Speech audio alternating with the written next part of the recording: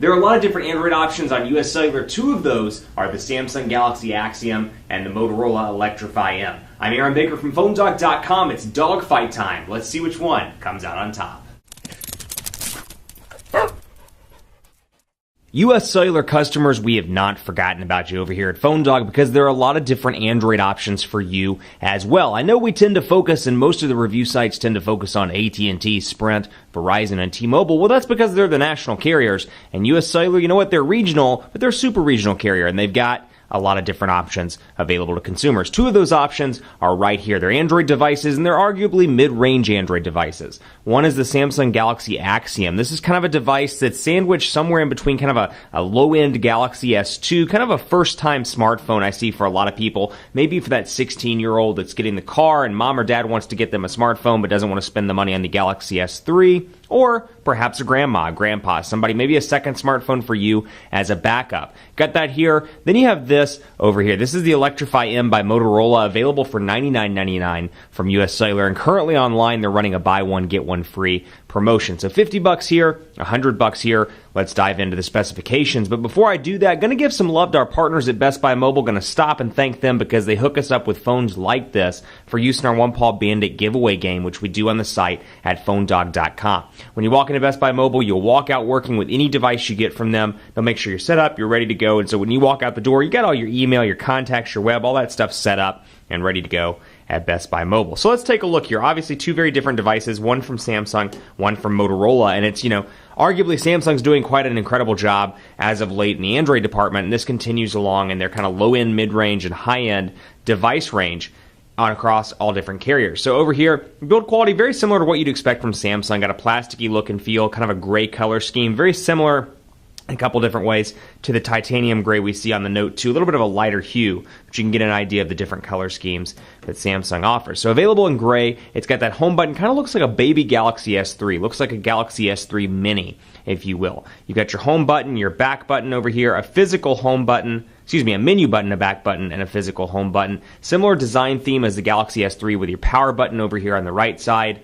micro USB charging port at the bottom, volume rocker over here with micro SD, card slot covered by a flap, 3.5mm headphone jack over there, and then on the back you've got, of course, your 4G LTE connectivity. Now the battery life here is 2,000 milliamp hours, so it's a decent sized battery, and given the fact that this display is a 4-inch display with 480 by 800 pixels, that's a decent sized battery that should last you through most of the day, especially on 3G, but even more so especially on 4G, but even more so on 3G. Then you have the Electrify M over here. Like I said, it's got some great specs all around. It's got a 1.5 gigahertz dual-core Snapdragon S4 CPU over here. You've got a 4.3-inch display with 540 by 960 pixels. You've got an 8-megapixel camera on the back with 1080p HD recording. Compare that over here to the camera on the back of this device. 5-megapixel camera over here with 720p. It does have a flash, but it's only 5 megapixels and only shoots video in 720p. Now, battery life-wise over here, it is a non-removable battery, 2,000 milliamp hours, and this is 2,100. I apologize, I misspoke just a second ago. 2,100 over here, 2,000 over here. When you're dealing with a lot of numbers, it's kind of hard to keep them straight. Even with somebody that works in the industry as long as I have, it's hard to keep all these numbers and processors and displays straight amongst the hundreds of devices we review on a regular basis. But you've got Android 4.0 over here, ice cream sandwich, running atop Samsung's TouchWiz user interface. Android 4.1 Jelly Bean running atop Motorola's user interface, which is becoming more and more, or I should say less and less, Motorola and more stock Google. This is probably the closest iteration you're going to get to stock Google while keeping a manufacturer's skin and while keeping it subsidized. In other words, the Nexus 4 is obviously a stock device, but you can't buy it subsidized through a carrier. You can through T-Mobile, but not through US Cellular or Verizon or any CDMA or LTE/CDMA based carrier. So if you're looking for that kind of stock look and feel, but you don't want to do the Nexus 4, maybe you don't want to go to T-Mobile or you don't want to buy it full retail for AT&T, this is going to be a great option for you because it brings a lot of the similarities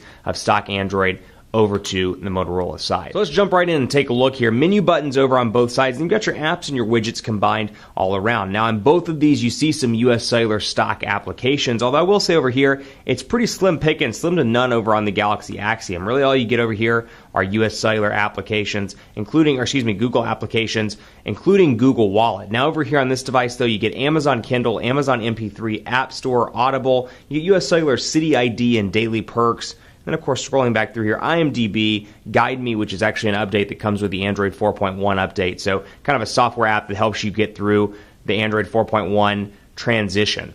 Then you have, of course, Google applications here. And let's scroll back through and see what else. We've got Uno, Tone Room Deluxe. You got Your Navigator, which is essentially a telenav. You have Wi-Fi Now as well. Pretty useful application from US Cellular. It gives you access to the world's largest Wi-Fi network. Yes, I'll accept.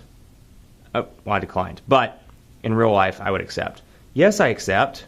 And so then it brings up a notification. Please activate the free US Cellular Wi-Fi now to enhance your mobile experience. But Android 4.1 over here, this is arguably a higher-end device, but really in this dogfight, what I'm trying to find out is $49.99 here, $100 over here. Is it worth the extra $50, or do you get enough features in the Galaxy Axiom to negate the price point and make this the better all-around choice? That's what we're going to find out in the dogfight. But first, let's take a look at text messaging. So obviously 4-inch display here, 4.3-inch display here, and this is much like the Droid Razr M on Verizon. In fact, save for a few color scheme differences, the chrome on the sides, this is the Droid Razr M on Verizon, just with US Cellular look, feel, logo, and more. So kind of a high-end device, or a low high-end device, if you will, with that edge-to-edge 4.3-inch display. So a little bit of a bigger display over on the Electrify M than over here on the Galaxy Axiom. So 4-inch display, 4.3, and you can see over here you've got the Samsung keypad, and then you get a Google Voice typing as well. Whereas over here with the Android 4.1 update, you get Android keyboard, and then you get Google Voice typing and swipe. So you have swipe as an option, but what I find particularly interesting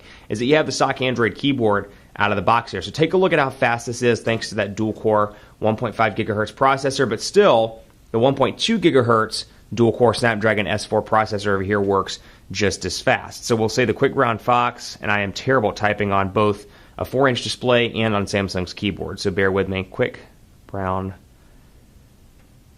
That's the best I got. Quick Brown Fox is happy is what I was trying to say, but you can see here a little bit hard to type on with the 4-inch display, and Samsung's keyboard, as I've said in previous videos, is not my favorite. I think there are some great options in Google Play, so take a look at that. If you get this phone, you don't like the keyboard, plenty of alternatives through Google Play. Now over here, a little bit of a bigger display, and combined with the fact that it's edge-to-edge, it makes it really nice. So we'll say, we'll go ahead and do it to the Quick Brown Fox. The Quick Brown Fox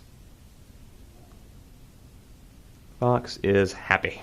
Quick Brown Fox is happy, easier to type on. You got landscape, a larger display on landscape as well. And one thing you'll notice on this device, on-screen buttons. So you've got on-screen home, recent applications, and back. But then of course with Android 4.1 as well, you get access to Google Now, whereas you don't get that over here. No on-screen buttons though over here. You do get the TouchWiz user interface, and just comparing notification bars, take a look at how stock this looks, even though it's running Motorola's UI versus over here. So obviously it's appealing to two very different demographics. TouchWiz, well liked. I happen to think very highly of TouchWiz. I think the value proposition you get is great for a lot of people. The customization is nice. They finally put it up onto par with Android. It's fast, it's fluid, and there are a lot of great options. That said, for those people that like stock Android, you can obviously see this resembles more and more stock Android as opposed to this. So here's your settings, Android 4.0, Android 4.1 over here, and then we'll go into the browser as well, just giving you kind of a quick look and feel on Android 4.1 with Motorola's UI versus TouchWiz over on this device. So PhoneDog.com loading up, and while it's doing that, we talked about the body of this one. Let's talk about the body of the Electrify M. Over here you have your micro SIM card slot and your micro SD card slot all behind this little door, a micro USB charging port. On the right side you got your power button, your volume rocker, and then a 3.5mm headphone jack, and it's kind of tapered off. If I can bring this in and make it focus in so you can really see what it looks like. It kind of tapers down and gets thinner at the bottom and gets thicker up here at top, but still at 4.3 inches, fits in the hand really nicely. It is a bigger display than this one over here, but still travel across the display very easy thanks to the fact that this is still pocketable and easy to use with one hand. So PhoneDog.com loaded up. These are both roaming. I'm not in the US Cellular native coverage area, but you can see a little bit of lag there while pinching to zoom. Over here, looks like pinch to zoom, pretty responsive, although I will say I'm using the Chrome browser over here. I'm using Samsung's built-in browser over on this device. So you can download Chrome if you want to. It's actually downloaded on this, but you've got Samsung's browser out of the box where you can go through your different tabs. Just the overall look and feel is a little bit different versus Chrome, where you can see the tab animations are slightly different, and then you've got some different choices. When we go back and go to menu, my back, my forward, my favorites buttons, etc. are all based there, whereas over here, that's all based by hitting the menu. So just some minor differences between the two. Stay tuned for part 2. We'll talk about quadrant standard, camera settings, and more in this US Cellular themed dogfight between the Galaxy Axiom and the Electrify M.